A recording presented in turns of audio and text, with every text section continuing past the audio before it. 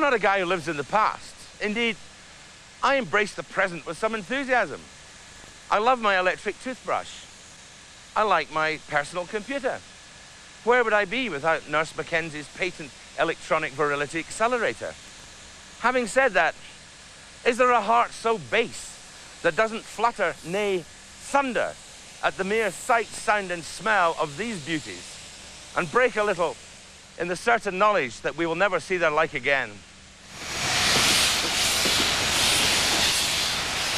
From the look of them, you'd be forgiven for thinking that the development of the steam locomotive was driven purely by aesthetic judgment, possibly with some old vicar at the helm giving his thoughts on the pitch of the whistle. But it was not so. The heyday of steam was possibly the most dynamic period in the history of engineering, and those lovely old engines were driven by hard cash as much as coal. And it all started so very innocently.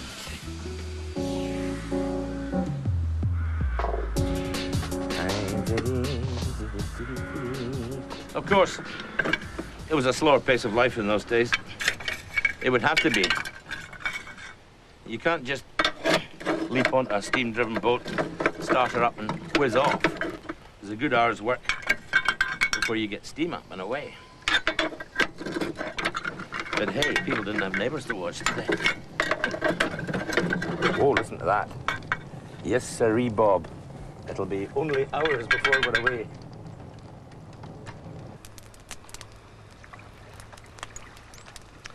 At the time when James Watt realised that more could be done with steam than boiling a kettle and making a cup of tea, the only power available was horsepower, muscle power and wind power. Inefficient, very footery, and not very dependable. Crossing the big oceans in those days was very time-consuming and very frightening a lot of the time. However, with a rapidly expanding empire, the scene was set for steam to just go steaming in and clean up.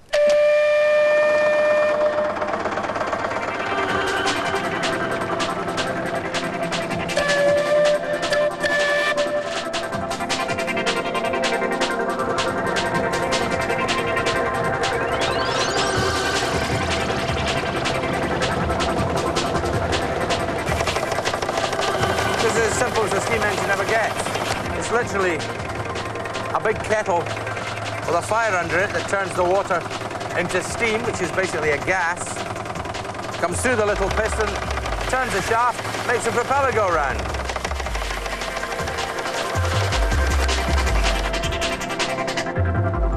It was in 1815 that sailors on the Clyde first heard the chuffing of a steamship as she clattered past their doomed craft. And as they peered out from under their canvas, it must have seemed that sail would go out of business overnight. But actually, it wasn't quite as simple as that. Bye.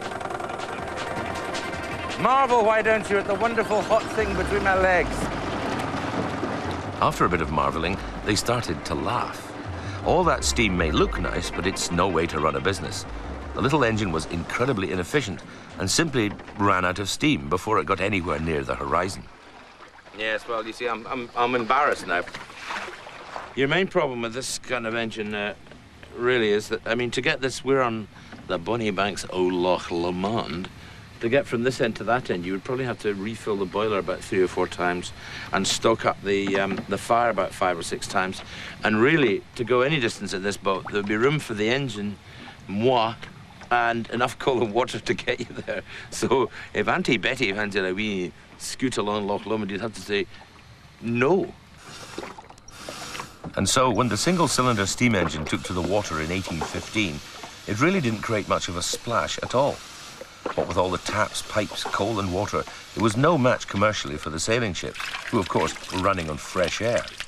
Also, they needed constant attention, or things could get somewhat embarrassing in the boiler department. It's all a bit worrying, of course, isn't it? If there's no water, it's more of a bomb than a boiler, really. Interestingly enough. Why are you all drifting away from me? Why is the camera... Boys, no, boys, I mean, I can fix it. I mean, it won't, when I say it could turn from a boiler into a bomb, I mean, it's possible, it's not.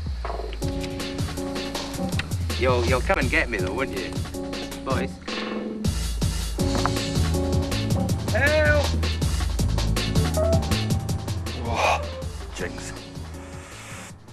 Well, there you have it. It's a lovely little thing, the single-cylinder steam engine, but not, I'm afraid, very efficient. And here's why. See, what happens is this. There's your cylinder, and there's your piston. Right? Steam comes in here, in the inlet valve, and the pressure pushes the piston down, of course. That's how the whole thing works. Like that. Pressure, pressure, pressure. Then when it comes back up, of course, having done its work, it comes back up to the top. And what happens then, of course, is that the steam is forced out here. It then goes straight up the lum and out to the atmosphere. So it is completely wasted. So, necessity being the mother of invention, this is what they came up with. Why not have 3 cylinders? Start off with a tiny wee cylinder that takes the very high pressure. It does its business. It comes out. It goes on to a medium-sized piston. It has to be slightly bigger because it's expanding. That's why it's called the triple expansion engine. 1, 2, triple.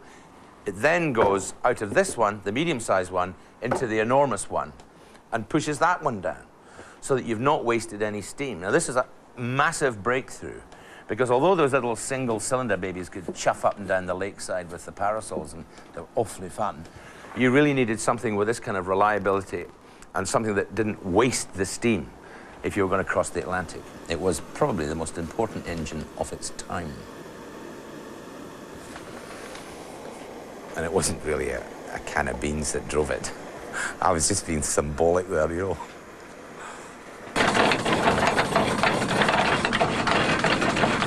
Here we are on the SS Shield Hull. It's the largest triple expansion screw-driven coaster running in the world.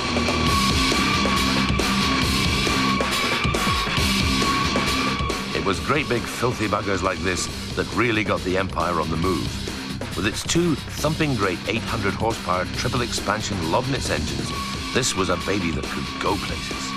But despite her heroic looks, the SS Shield Hull's place was firmly at the bottom end of the Empire.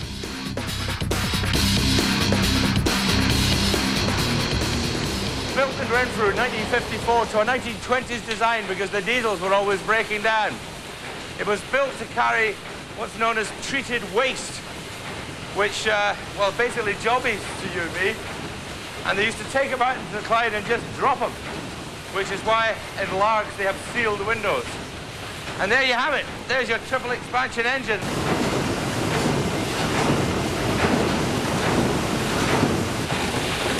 Transmogrifying, whatever the word is. It's completely mesmeric. I'm surprised people don't fall in and get crushed to death.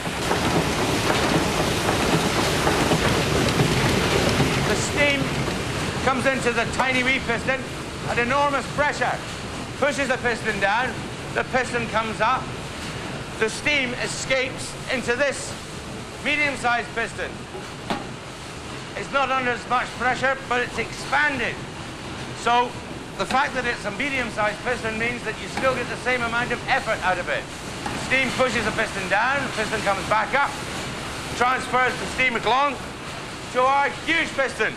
By this time you're down to about 8 pounds a square inch, but because it's over such a huge area and it's expanding, you get the same amount of force. It's not often in the world of engineering that a picture so graphically tells the story. You've got a high pressure, a medium pressure, and a low pressure. You can see that's 75. There you're sitting about 18, and that's at about 8.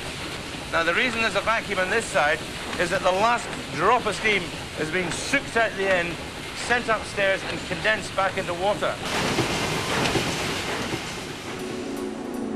The triple expansion engine was the one that finally blew away the sailing ship. Suddenly it was possible to set off knowing what day you would arrive, whether that meant Dunoon or Durban. It was also possible to make the journey economically, allowing plenty of room on board for steam locomotives, so you could travel inland once you reached the continent of your choice. It was a truly brilliant idea. What I really love about ideas like this is that when you see them, you imagine that left in a desert island with 20,000 pages of white paper and a pencil, you would come up with it yourself. And that's the sort of nonsensical illusion that keeps us interested in machinery, because, of course, that wouldn't happen, really.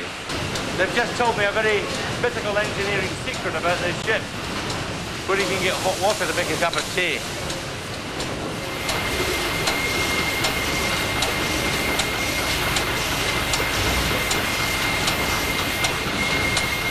Well, you've got to get your priorities right, haven't you? By the time the triple expansion steam engine was at its peak, it could carry 1 ton of cargo 1 mile on the equivalent energy released from burning 1 sheet of Victorian writing paper. Now that's what I call engineering. Well, there you go then. Last sight of land before you hit the Cape. Picture it. A couple of big, beautiful North British steam locomotives welded to your decks. Down below, 2 big triple expansion engines whizzing round the old screws and frothing the sea. 200 pounds a square inch in the boilers. Good old steam.